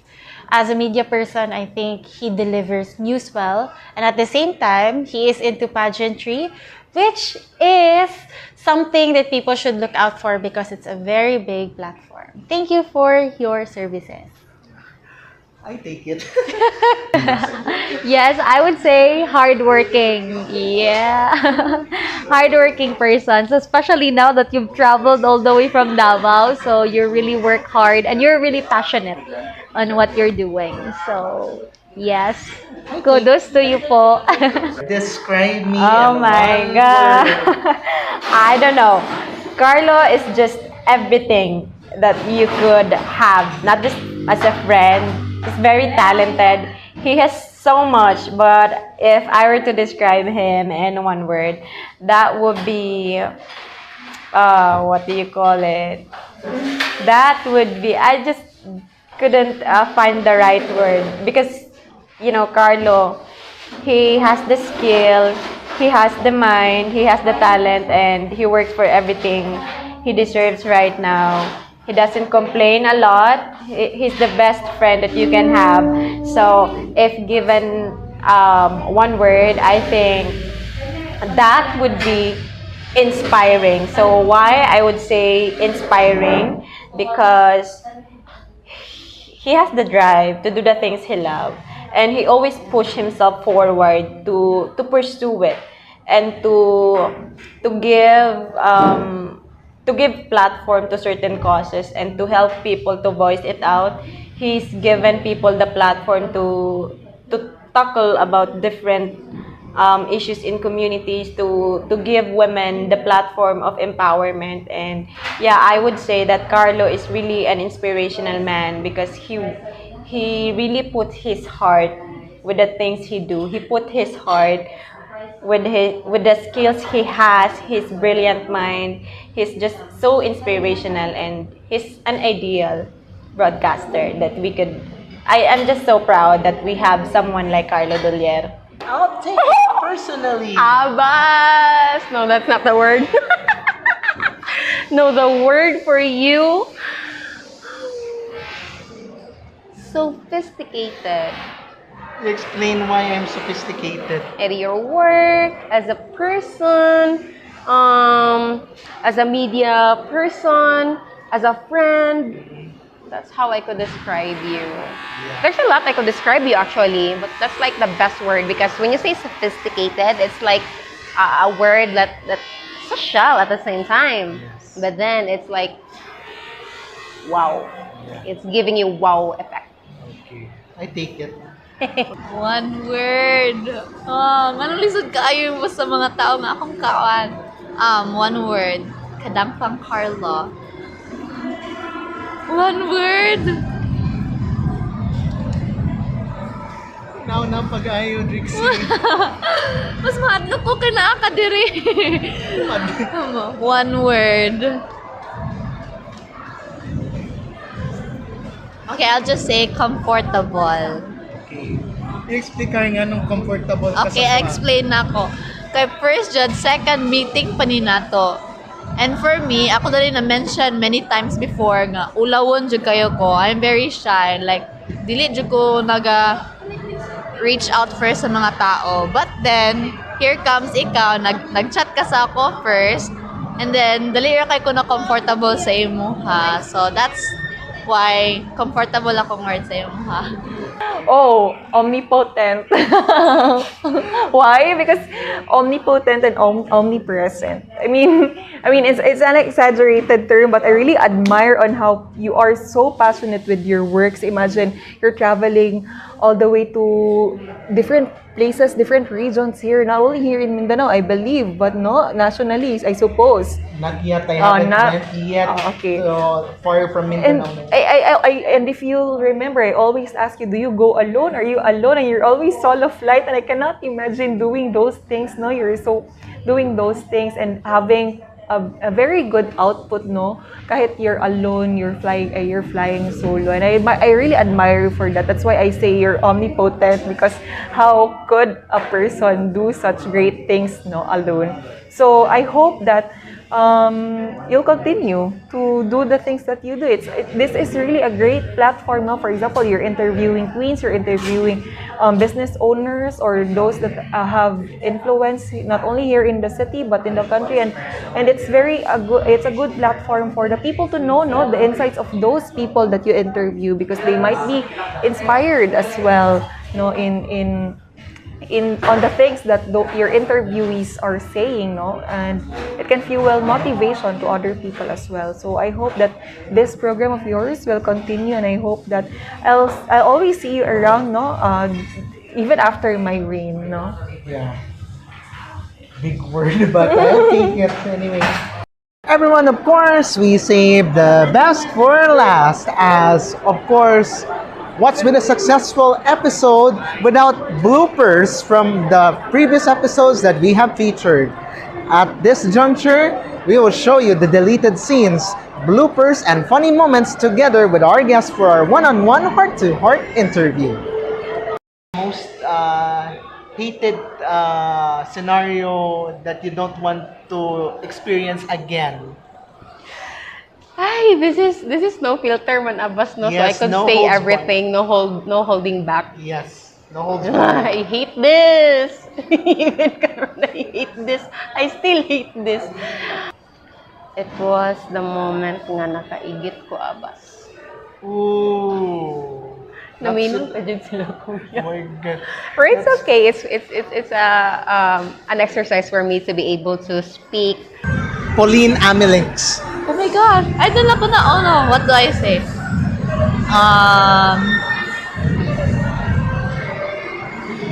I can't think of one word to describe her. Pauline Amelinks. One word? Yes. Oh my God. Shane, I would say she is... Ano ba? Think of one word. Hindi ko pa masyadong si Shane. Most favorite place you would like to visit again?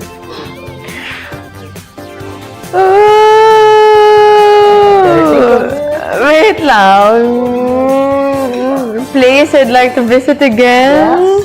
The inclusion of the LGBTQIA+ community in a women's pageant. A like or a dislike? It happens all the time. But then, I have realized na I can overcome that. Stop laughing. Okay, sorry. I'm so sorry. Sorry. Can you repeat the question? Kasi merong patalastas. Just go on. Can you repeat the question? Okay. Natanaw ba ya siya? Alam mo, what's dito din? The most favorite drink that you had in mind? Grande cold brew with 2 Splenda from Starbucks. It's my everyday. Sorry, we're in a specific coffee shop, but I know. I'm into general. So, Ay, tama, ikaw food. Ay. Pasalamatan pa tayo sa sir sa yung pag-invite sa kuha. Omar Vincent Duterte. Hello, boss. Hi, boss.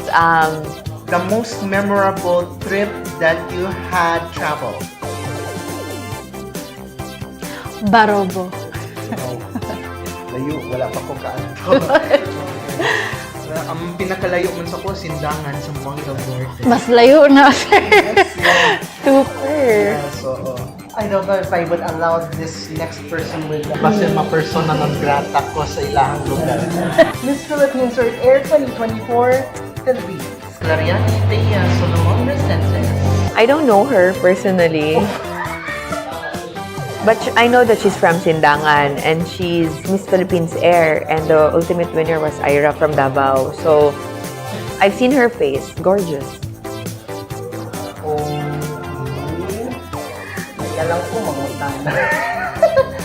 She is a genuine queen and we're lucky to have her. We are lucky to have her.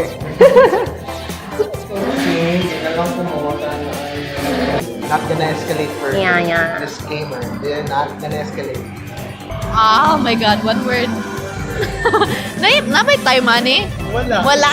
Wala yung time limit. Binibiyang Sindangan Krikasan 2023, Lisa Mini Vergara Ruiz. I don't know them. But, I'm not familiar with them. Although, I'm familiar with Binibing Sindangan, but I don't know who's who. the batchmate, supposed to be your batchmate. Yeah. Liza, give her one word. She's watching. Liza, I'm sorry that I backed out. I think she's also an empowered woman. Okay, former pag-asa ng Davao 2024, Fredelman Nova Tinasas Corpora. Nova. Although we don't have parang really parang a close encounter. Wala talaga akong parang close encounter with her, but so the one word of Nova is first. Driving. Driving, okay. To be clear. Mm-hmm. And haba na nang sinabi ko, hindi ko pala nasagot yung tanong mo. Right. The things that he likes, but I don't like, so maybe going for a swim sa dagat. Because dili kay na ako feel na mag-swim dito sa dagat for a very long time. Oh, but for him, he likes it. But as for me, I'm a swimming pool girly. So I prefer swimming pool than the ocean. Than the Olympic size. Yes. Ooh. Wow. Good luck.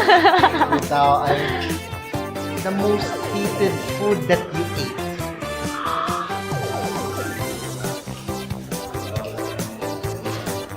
Wala. I love everything. I love food even though ano siya abas. Hated? Wala. So, dili ka ma-arte sa pagkaon? No, I'm not. One word. Now na pag-ayaw, Drixie. Mas mahal po ka na ka diri. Most hated food that I eat. Probably isaw. Kaya nagkasakit ko tungkol sa isaw. Street food. Pero naman din. Pero mukhaan man ko. Tala na trauma. Picky lang. Picky lang. Sometimes kay dali lang magud ko masakit. Oh my God. Panasyaan ng kung settle down ba siya? Di na lang kung The answer is no. Di na lang kung The answer is no. I don't know if I could allow this next person so that you don't like, if you like to pass. Attorney Migs Nograles. Oh, Attorney Migs. Actually, I watched her before on TikTok. TikToker and intelligent naman siya. Let's not discuss further about that person. Love sa uyab over love for the environment. A like or dislike? Alright, so I would say like I'm in a win-win situation. So maybe ana na lang. Wala na lang. So ana lang. Binibining Davao Oriental 2024. Piligrina Jendi Bentaya. Jendi is a pasarela queen. The incumbent city councilor Attorney Justado J.R. Mahipos. Attorney Mahipos. Maalala ko kanyang cardboard standee. The man who always says hello. It's like, wow. It's giving you wow effect. I take it. Particularly, my everyday drink was that Johnny cold brew with Splenda. With respect to the venue, I hope they won't kick me out. Familiar man siya sa apelidong akong ginadalag yun. Hello, Sir Dolier. And actually, we have a lot of relatives from Sindangan, Zamboanga del Norte. Oo, Dili del Sur ha. Zamboanga del Norte. Daghan po siya og na-miss out. Kay lagi layo kayo siya, taga Zambo Sur. Taga Zambo Sur. Zamboanga del Norte. Oo, Dili del Sur ha. Zamboanga del Norte. In point in time po, that you will join a bigger pageant, the national competition of Miss Universe. Of course! I brought you chocolates from Malagos. Oh my gosh, thank you so much. Wala ka ganan kay kong chocolates. Thank you so much. As everyone would always say, all great things must come to an end. But right before we bade farewell for 2025 and wrapping this year-end special for the one-on-one heart-to-heart interview, many thanks to the people that we have met along the way, especially to the following venues that I'm going to mention: Drip and Dip Cafe, Coffee Wagon in Malaybalay, Bukidnon, and T. Amore in Buroon, Iligan City. Many thanks also to the following that I would like to give special shout out to the Davao City Tourism Operations Office, also to Ma'am Charlotte Parba, Ma'am Tresha Hubahib, and to the many people behind the City Tourism Operations Office, where tourism here in Davao is still existing. And thank you for the privilege that I've been able to attend all of your events. Also, many thanks to Mitch Dimple Mabala and Drixie Erika Magabo of Iligan City, Lueva May Bernados from Hingoog / Medina Misamis Oriental, and also to Generous Calambro of Malaybalay, Bukidnon. They were all outside of the Davao region because this is merely, I have done this in the previous interviews that I have done. Also, many thanks to Abigail Balili, John Marine Rendon, Shane Marie Awe, Rebecca Gail Celis, and Dana Gabriel Tauto, the current and the former batch of the Mutya ng Davao.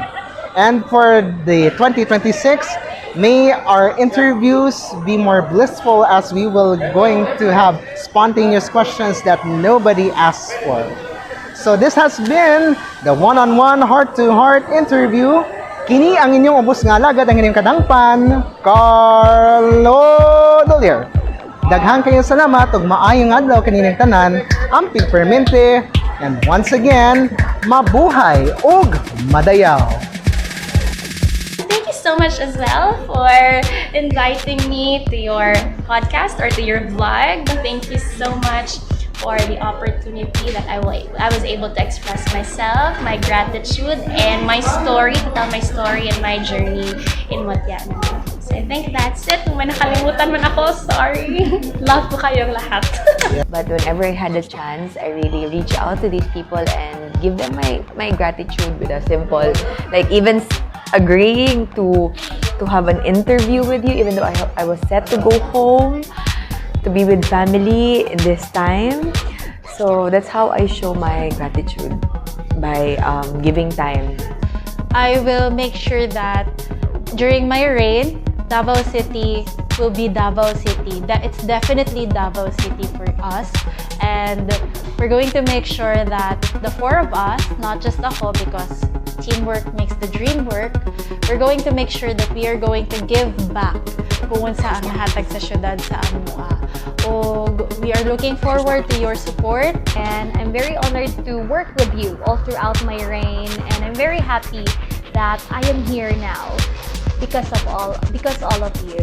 Please accept this token of appreciation from Malagos Chocolates. Thank you. I'm sharing my heritage to you. Wow. Yes, and of course, Davao in Iligan. Yes. And of course, the t-shirt from Malagos Garden Resort. Thank you. And the souvenir shirt from Davao. Ayun. Totally, Carlo Dolier is not just here to give me the platform, but he's here to bring me Davao. Thank you so much. The Davao has brought to you here. Yeah. Just before we wrap things up, I had just brought something for you all the way from Davao City. This is what I am looking for. Dark chocolate from Malagos. Malagos, But it's 85%. dark. This is so much, so dark. Yeah, so dark. Yes, and I hope for you would visit Davao City. Of course. Even without the pageant. Of course.